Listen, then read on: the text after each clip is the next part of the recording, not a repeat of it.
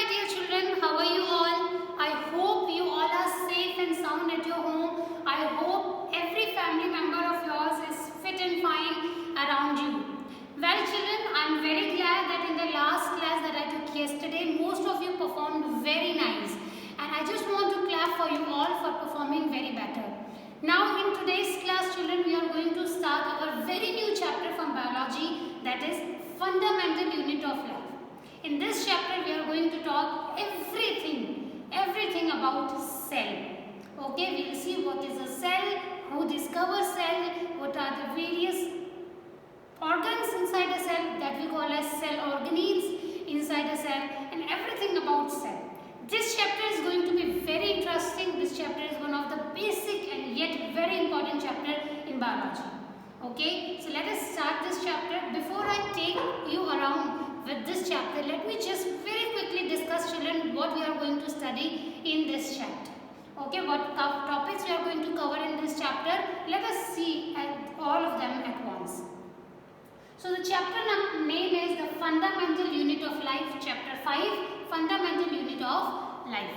Now in this chapter we are going to cover these topics, that is introduction to cell, discovery of cell, unicellular versus multicellular organisms, structure of cell, plasma membrane, cell wall, nucleus, cytoplasm, cell organelles, and plant cell and animal cell. Okay, in this chapter we are going to cover all these topics. Don't get scared by all these terms children. It might look very difficult to you today, but as soon as we are going to pass through all these topics will be very familiar to you all, and you will generate a lot of interest in the upcoming topics. Okay, so let us start with what is cell. If I say cell, what is the first thing that comes to your mind? Am I talking about the cell phone? Because during these times the cell phones are quite popular. So am I talking about cell? Are we studying about cells? Or am I talking about the cells, the battery that we use in mobile phones or in the torch or in watch or in this remote? Am I talking about this? No. Children, in biology, the cell is the basic unit of life.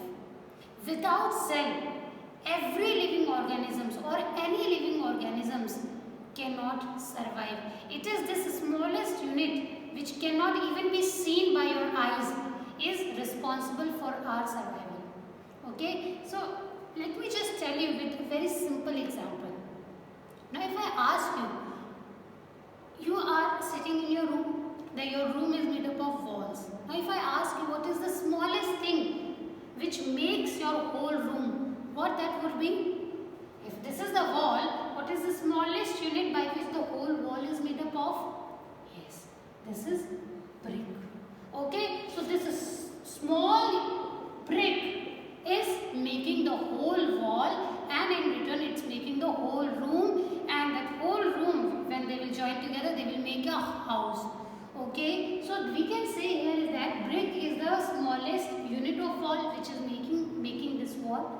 Okay, similarly in humans or in every living organisms, not only humans, in plants, in animals, wild animals, aquatic animals, small insects, big insects, small microorganisms also, they have cells inside their body. So all these living organisms, they are made up of this smallest unit called as cell. For example, if you take this beer and if you zoom it, you try to zoom it, and somehow if you can see it inside the beer, you will see very small cells, okay, which performs all the life functions. When you eat, the food exchange between the cells. When you take oxygen, the oxygen goes inside the lungs cell. If you eat food, that food is absorbed by the cells line of the stomach. Okay, so every function happens in the cell. Now the question comes here is that who discovered this cell? When this cell came into existence, first, that is also something which is very important in this chapter, because we are going to see the discovery of cell also in this chapter. So the question comes here is that who coined this term, who gave this term cell? Okay, First of all, let us see this slide. Here you can see this is the cell. When so many cells combine, they will form tissues. This you will study in coming chapters. When every tissues, when many tissues combine, they will form organs. Many organs will form organ system, and these organ systems will make a organism. So cell is the basic unit of our organisms, of every living organisms. Like this is a wall.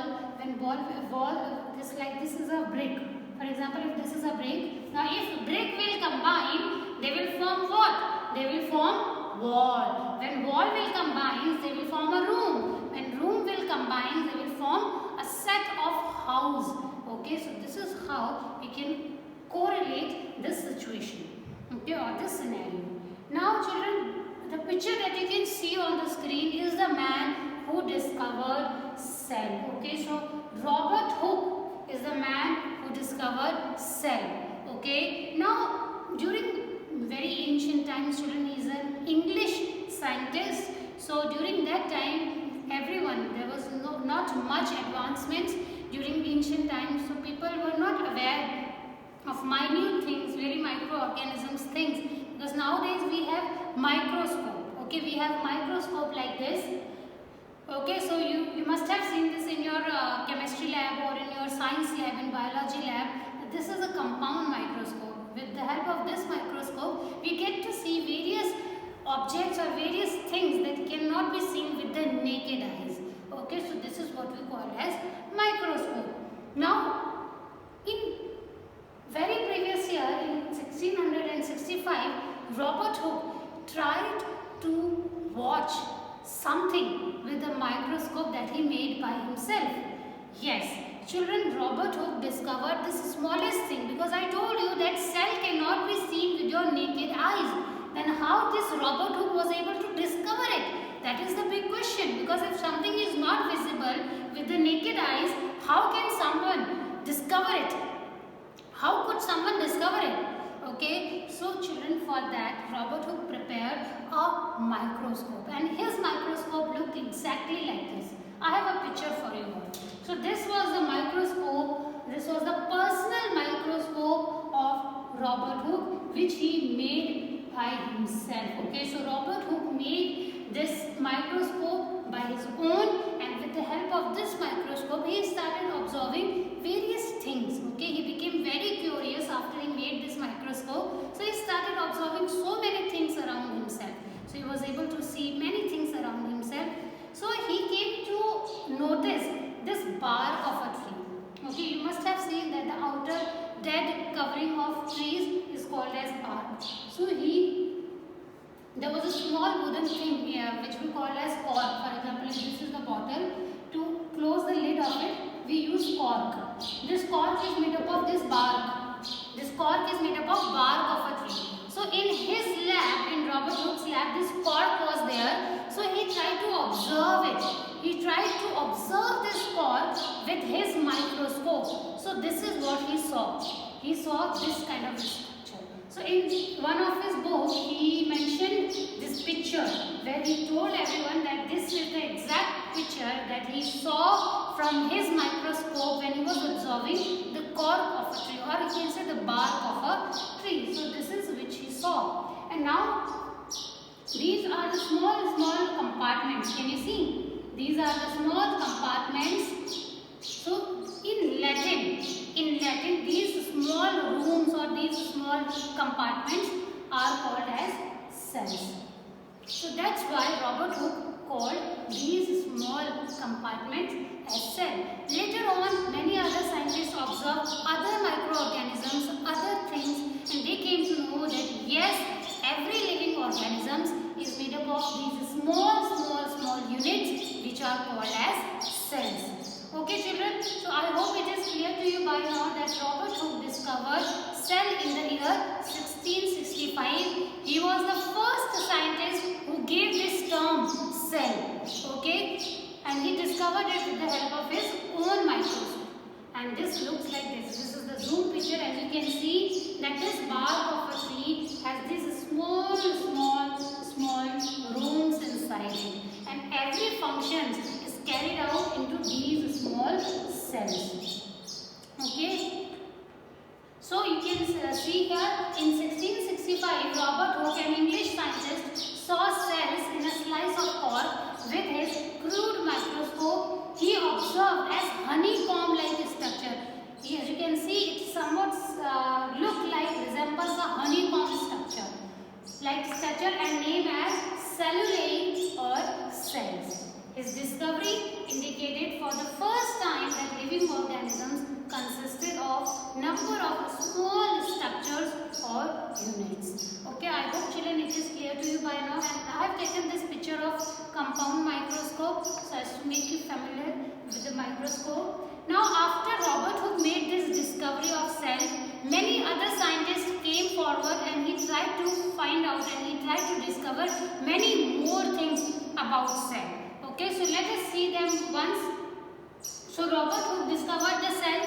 Now Robert Brown in 1833 discovered the nucleus of a cell. So if this is a cell, inside the cell also there is one more organelle which is called as nucleus.